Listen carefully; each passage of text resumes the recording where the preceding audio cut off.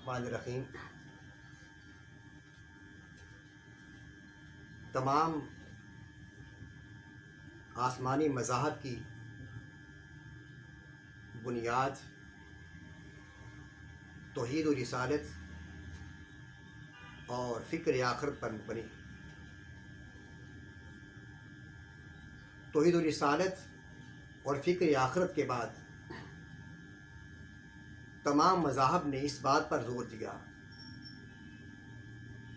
کہ لوگوں کی بھلائی، خیر خواہی، ایثار، قربانی کا جذبہ جب تک اس کو بروئے کار نہ لایا جائے تو انسان صحیح معنوں میں کسی بھی مذہب کا پیروکار نہیں بن سکتا۔ ہر زمانے میں جب بھی لوگوں پر مشکلات آئیں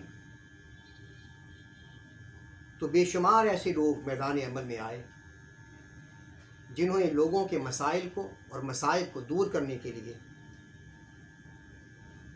اپنی ضرورت سے بڑھ کر، اپنی حیثیت سے بڑھ کر جو کچھ بھی تھا اللہ کی مخلوق پر خرچ کیا۔ سب سے بڑی مثال ہجرت مدینہ کی ہے، جب آقا صلی اللہ علیہ وسلم صحابہ کے ساتھ مکہ کو چھوڑ کر مدینہ میں داخل ہوئے تو آپ جانتے ہیں کہ انصار مدینہ نے مواخات کے نتیجے میں مکہ سے آنے والوں کے لیے اپنے دروازے کھول دیے، اپنے کاروبار میں شامل کر لیا، اپنی دولت میں انہیں حصہ دار بنا لیا۔ آقا صلی اللہ علیہ وسلم کی بارگاہ کے اندر ایک شخص حاضر ہوتا ہے، عرض کرتا ہے یا رسول اللہ میں بھوکا ہوں، کھانا عطا فرمائیں۔ نبی اکرم صلی اللہ علیہ وسلم نے ازواج مطہرات سے تمام گھروں سے پتہ کروایا، مگر پتہ چلا کہ سوائے پانی کے کچھ نہیں۔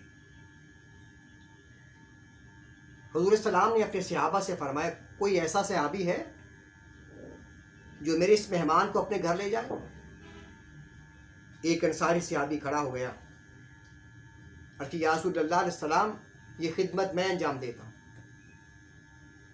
آقا کریم نے دعا فرمائی اللہ تم پر رحم فرمائے۔ وہ انصاری صحابی حضور کے مہمان کو لے کر اپنے گھر میں چلا گیا،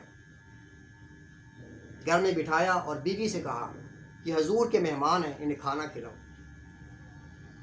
بیوی نے کہا کہ گھر کے اندر سوائے بچوں کے کھانے کے اور کچھ نہیں۔ وہ شخص نے اپنی بیوی سے کہا کہ تم بچوں کو بہلا کر سلا دو تاکہ بچوں کا کھانا اپنے مہمان کو کھلا سکے۔ بیوی نے کہا عرب کا رواج ہے کہ مہمان کے ساتھ کھانا کھایا جاتا ہے۔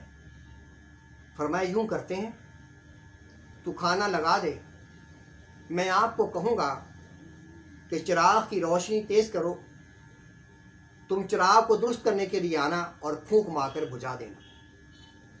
ہم دونوں یوں ہی ایسے منہ چلاتے رہیں گے جیسا کھانے کھانے والا چلاتا۔ اس پلان کے مطابق کھانا لگ گیا، چراغ بجھ گیا اور مہمان نے سیر ہو کر کھانا کھا لیا۔ صبح کی نماز ہوئی، آقا کریم صلی اللہ علیہ وآلہ وسلم نے نماز فجر پڑھائی اور فرمایا وہ انصاری صحابی کہاں ہے جس نے رات میرے مہمان کو کھانا کھلایا تھا؟ وہ کھڑے ہو جاتے ہیں، سیدی میں حاضر ہوں۔ فرمایا اللہ پاک کو رات والا تیرا عمل بڑا پسند آیا اور تیرے عمل کو دیکھ کر اللہ پاک اپنی شان کے لائق ہنسے ہیں۔ اور قرآن مجید کی آیت کریمہ ان الفاظ میں نازل ہوتی ہے وَيُؤْثِرُونَ عَلَىٰ أَنفُسِهِمْ وَلَوْ كَانَ بِهِمْ خَصَاصَةٌ، اور وہ لوگ اپنی جانوں کی نسبت دوسروں پر اثار کرتے ہیں حالانکہ انہیں خود حاجت ہوتی ہے۔ یعنی اسلام کی تعلیم یہ ہے کہ انسان کو اپنی حاجت کے ہوتے ہوئے دوسروں کا خیال کرنا، یہ اسلام کا وہ عظیم طرح امتیاز ہے جو ہمیں کسی دنیا کے کسی اور مذہب میں دکھائی نہیں دیتا۔ عصر حاضر کے اندر اور موجودہ حالات میں جبکہ عارضی طور پر چند حالات ایسے پیدا ہو چکے ہیں کہ غریب آدمی 2 وقت نہیں 1 وقت کھانے کو ترس چکا ہے۔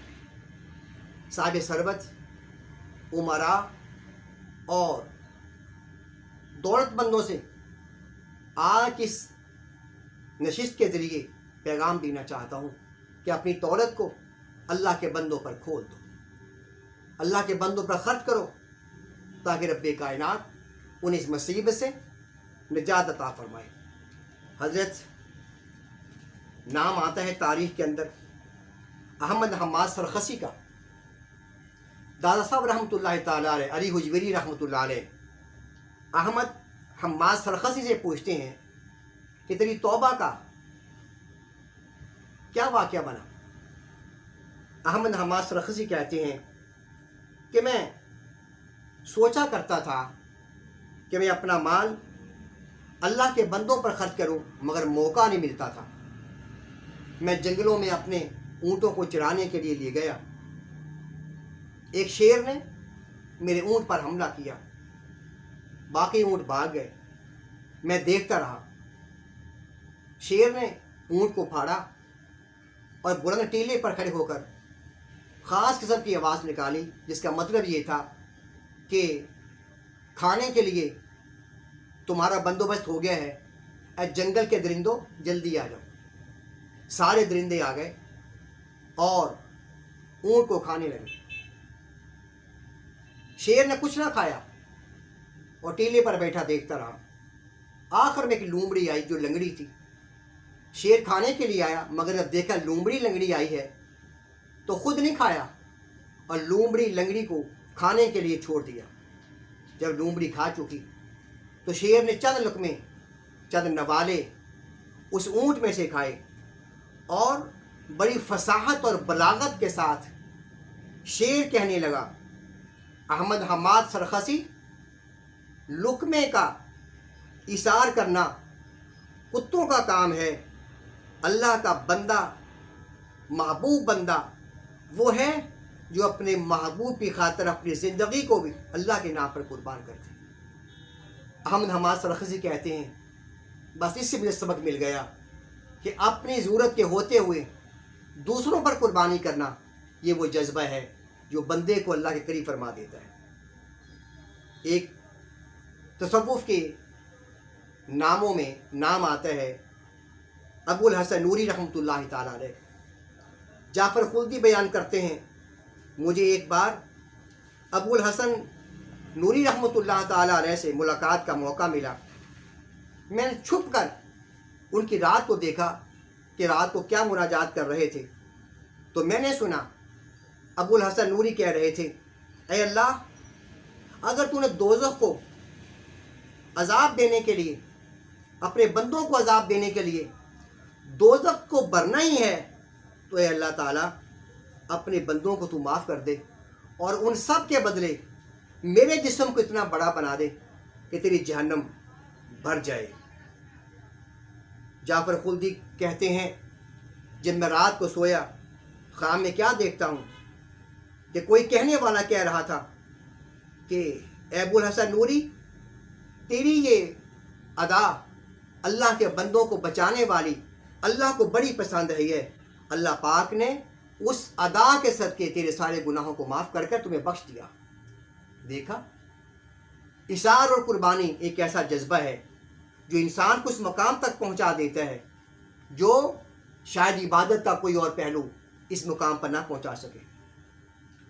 حضرت نافع بیان کرتے ہیں ایک دفعہ عبداللہ بن عمر رضی اللہ تعالیٰ عنہ نے مچھلی کھانے کی خواہش ظاہر کی کہ مچھلی کھانی چاہیے۔ اس نے اپنے خادم سے کہا کہیں مچھلی ملے تو لے آنا۔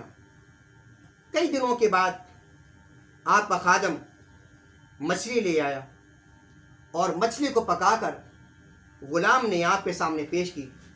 عبداللہ بن عمر رضی اللہ تعالیٰ عنہما فرماتے ہیں کہ جب میں کھانے لگا ایک فقیر آیا اور کہنے لگا اللہ کے نام پر مجھے کچھ دو. عبداللہ ابن عمر رضی اللہ تعالیٰ عنہ نے وہ ساری مچھلی اٹھا کر اس کو دے دی. غلام نے کہا حضور کچھ آپ بھی کھا لیں اور کچھ دے دیں. فرمایا اب اس میں سے ایک لقمہ کھانا بھی میرے لیے حرام ہے، میں نہیں کھاؤں گا. چنانچہ وہ ساری مچھلی اسے دے دی. عبداللہ ابن عمر رضی اللہ تعالیٰ عنہما آقا کریم صلی اللہ علیہ وسلم کی بارگاہ میں حاضر ہوتے ہیں. عرض کہ یا رسول اللہ علیہ وسلم آج میں نے ایک ایسا عمل کیا ہے، اس کے بارے میں ارشاد فرماؤ.